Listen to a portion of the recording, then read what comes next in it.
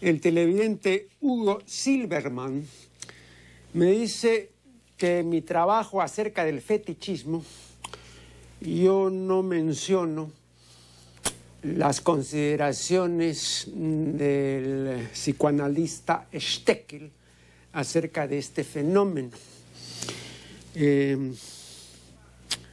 Steckel, efectivamente, en un libro que bordea las 700 páginas, desenvuelve,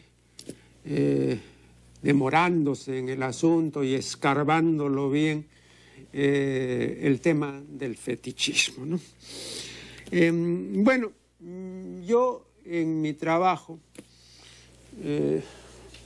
desenvuelvo una visión etológica culturalista del fenómeno, que es una visión muy alejada de las tendencias patologizantes del psicoanálisis, y particularmente en este caso del psicoanalista Wilhelm Steckel.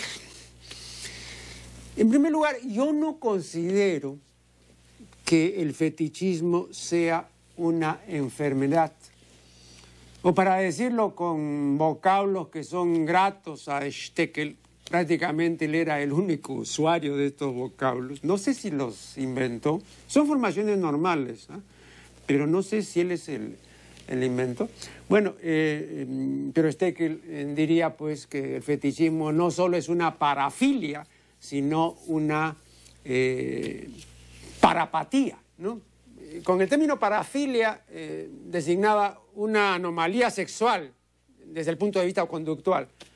Y con el término parapatía, ¿no? Ya estaba refiriéndose a una perversión grave, ¿no?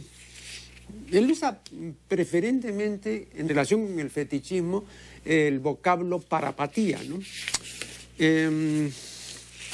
Bueno, creo que decir a estas alturas o en estas honduras que el fetichista es un parafílico o un parapático me parece despropositado. Para complacencia del televidente Silverman, he traído, porque yo conocía el libro de Steckel, yo lo tenía en mi biblioteca. No solamente ese libro, Steckel produjo muchas obras y las más de ellas fueron traducidas al castellano a mediados del siglo XX, ¿no? Y tuvo bastante difusión. Primero la tuvo en España, en la versión española, y luego en versiones que se hicieron en México y en la Argentina, respectivamente, ¿no? Bueno, para complacencia, decía, del televidente Silverman, he traído la obra de Steckel y la voy a mostrar inmediatamente porque los más de los televidentes la desconocen. Este es el libro de Steckel y acá lo voy a abrir para que vean. Esta es la portada. Bien.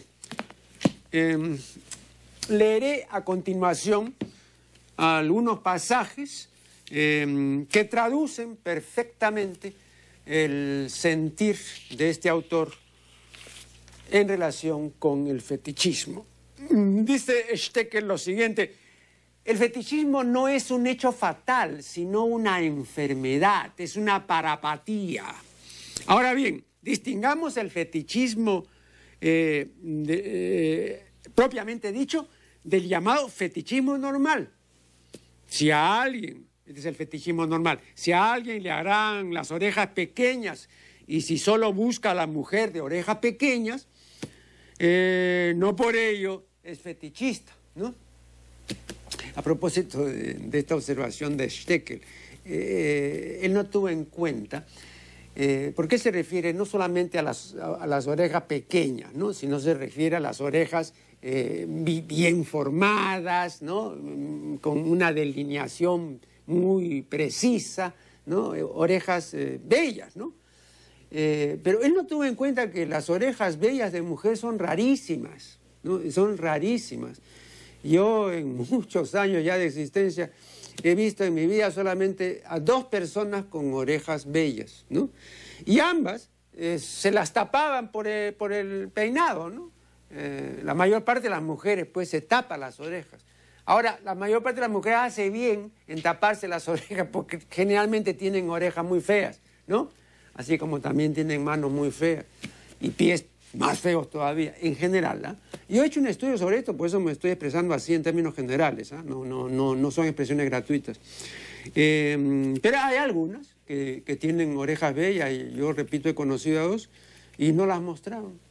Además, porque no tienen cotización en el mercado, porque no han sido promocionadas las orejas bellas, y debieran, ¿no? Por la rareza, porque son verdaderamente una rareza, ¿no? Y son lindas, ¿no? Es decir, son más raras incluso que las manos bellas y que los pies bellos, que ellos también son bastante raros, ¿no? Pero las orejas bellas son bien raras. Eso no lo tuvo en cuenta Stekel. Las personas que buscan mujer con orejas pequeñas, no, pero ¿dónde vio ese tipo de personas? Bueno, luego dice, ese hombre, el de las orejas pequeñas, el que busca orejas pequeñas de mujer, representa una de las innumerables variantes sexuales, claro. Efectivamente, hasta ahí estamos de acuerdo. El fetichismo normal facilita, dice Stekel, la posesión de la mujer e incluso intensifica la libido. Estos casos no tienen nada que ver con el fetichismo verdadero. El verdadero fetichista necesita su fetiche para suplantar por medio de él a la mujer. El fetichista auténtico desvaloriza a la mujer, renuncia a ella y la reemplaza por el fetiche. Y más adelante Stekel manifiesta lo siguiente. Dice, el fetichista auténtico vive y se desvive en la masturbación. No hay fetichismo sin masturbación. La realidad no tiene valor para los fetichistas. Estos enfermos viven en el mundo de los sueños. Bien, vamos a comenzar por esto último, ¿no? Yo decía, y lo recordarán ustedes, yo decía recientemente comentando, y más que comentando, criticando una expresión infeliz del científico y filósofo español Jesús Mosterín, que por otros conceptos es una persona muy respetable, pero a veces desbarra y dice tonterías. Yo criticaba la expresión que usó Mosterín, que usa en la 3ª edición de su libro Epistemología y Racionalidad, la expresión masturbarse el cerebro, ¿no? Es una expresión que usa Mosterín. Y decía que el usuario al manifestar, o sea, Mosterín, al manifestar lo que manifestaba, no tenía en cuenta o no sabía que esa expresión era el producto de 300 años de historia de la patraña masturbatoria. O sea, hoy Mosterín y ayer Stekel, ¿no? Siguen pagando tributo a la sinrazón. O sea, siguen creyendo en la lamentable historia del espantajo masturbatorio. Esta historia, como ya dije, y más adelante voy a publicar, seguramente el año siguiente, porque tengo todo un trabajo extenso y traducciones importantes al respecto, ¿no? Y yo también ya había anunciado alguna vez, ¿no?, que el título de ese libro, y va a ser así, el título va a ser La niña masturbación y su madrastra tabú, ¿no? Bien, vean, tanto Stekel cuanto Mosterín, y juntamente con ellos, millones de personas ignoran que actualmente, dice la ciencia de la sexología, que la masturbación es una actividad completamente normal para cualquier persona de cualquier edad, ¿no? Ese es el punto de vista científico ahora sobre la masturbación.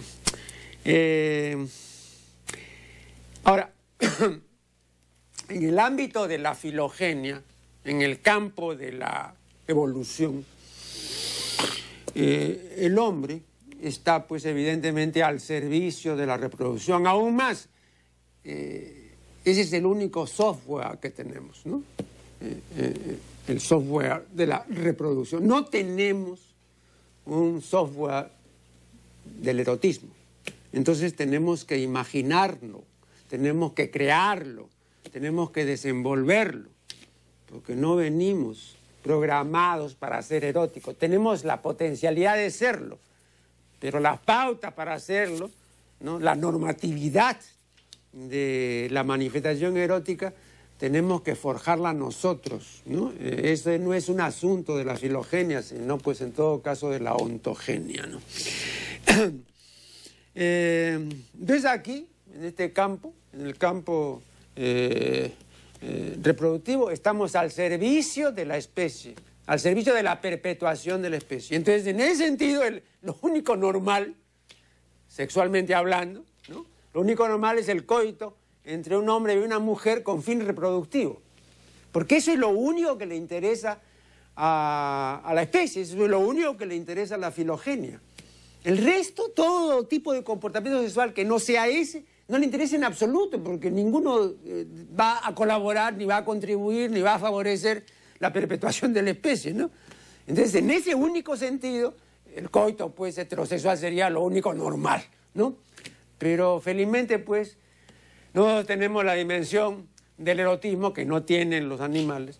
Y entonces, en el terreno del erotismo, somos libérrimos. Bien, vamos a continuar esto porque me están indicando, en el siguiente segmento, porque me están indicando que deberemos hacer aquí la primera pausa.